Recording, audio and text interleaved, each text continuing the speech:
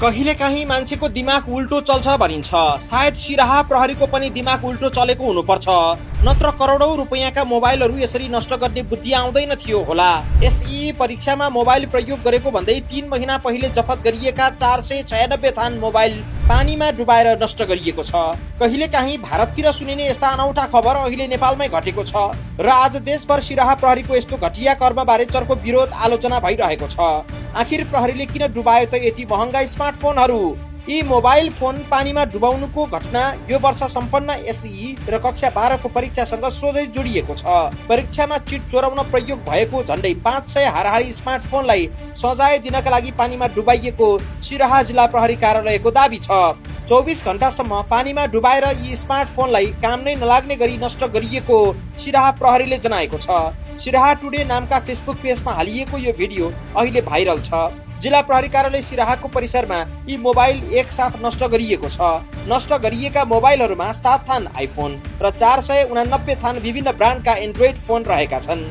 24 घण्टासम्म पानीमा डुबाएका mobile phone पछि फुटाएर कामै नलाग्ने गरी नष्ट गरिएको थियो।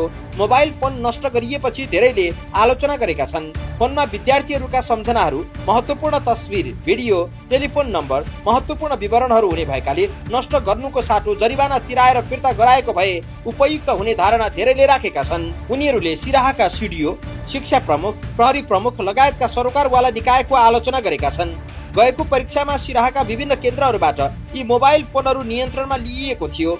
तत्कालीन मध्य प्रदेशकी शिक्षा मन्त्री रानी शर्मा तिवारीले चिट चोर्न प्रयोग हुने मोबाइल लगायतका डिभाइस नियन्त्रणमा लिएर नष्ट गरिने चेतावनी दिएकी थिइन्। उनकै भनाइका आधारमा प्रमुख जिल्ला अधिकारीको नेतृत्वमा रहने जिल्ला शिक्षा समन्वय समितिले बरामद गरिएका मोबाइल नष्ट गर्न उपसमिति नै गठन गरेको थियो। 5 सदस्यीय समितिकै निर्णयका आधारमा परीक्षामा प्रयोग भएका मोबाइलहरू नियन्त्रणमा लिइएको र नष्ट गरिएको हो।